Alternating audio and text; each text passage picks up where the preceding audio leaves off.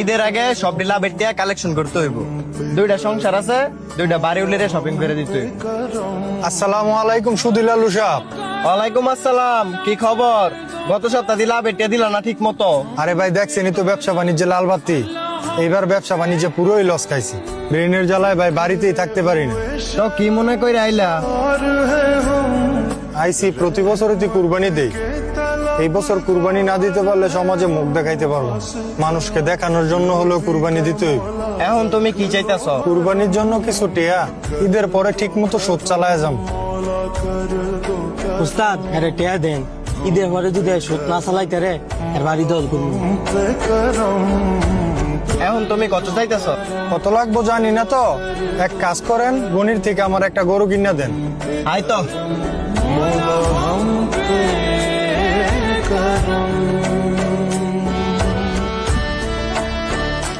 কি খবর গনি মিয়া?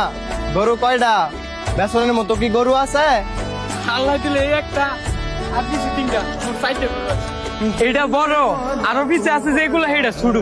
এই বছর তো টিয়া নাই, আমার একটা ছোট গরু কিনা দেন। এই মিয়া, শুধু টিয়া লইয়া কুরবানি দিবা? কি আর ছোট গরু লও, বড় গরু লইবা?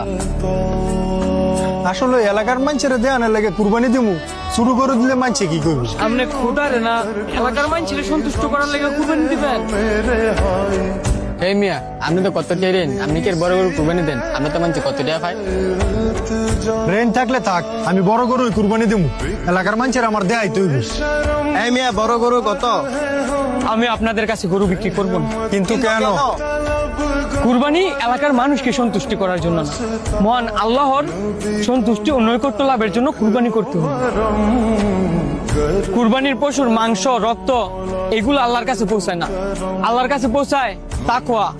আপনি সঠিকভাবে কুরবানি করলে ওইটার আমল আল্লাহর কাছে পৌঁছায়। শুনেন, রাসূল সাল্লাল্লাহু আলাইহি সাল্লাম বলেছেন, সব আমল নিয়তের উপর নির্ভরশীল। আমাদের পূর্বসূরি মনীষীরা কোনো আমল করার আগে ভালোভাবে চিন্তা করতেন, নিয়ত বিশুদ্ধ আছে কিনা, ইখলাস আছে কিনা। আর আপনার নিয়ত দেখেন, আপনি মানুষকে লোক দেখানোর জন্য কুরবানি দিবেন, এই কুরবানি কি আল্লাহ কবুল করব? তারপর আপনি দেখেন সুদের টাকায় কুরবানি দিতেছেন, আপনি পরকালের পরিণতি জানেন? ইসলামে ইবাদত কবুলের পূর্ব শর্ত হলো হালাল উপার্জন। সুদের টাকা সম্পূর্ণ হারাম, তাই সুদের টাকায় কুরবানি করলে তা আল্লাহর দরবারে কবুল হবে না এবং এর বিনিময়ে কোনো সওয়াব বা নেকি পাওয়া যাবে না। পরকালে এর পরিণতি অত্যন্ত ভয়াবহ, কারণ হারাম সম্পদ দিয়ে ইবাদত করলে উল্টো গুনাহগার হতে হয়। হাদিসে স্পষ্ট বলা হয়েছে, আল্লাহ পবিত্র এবং তিনি পবিত্র ও হালাল ছাড়া অন্য কিছু গ্রহণ করেন না। তাই আমি আপনাদের কাছে এই গরু বিক্রি করব না, আপনারা যেতে পারেন।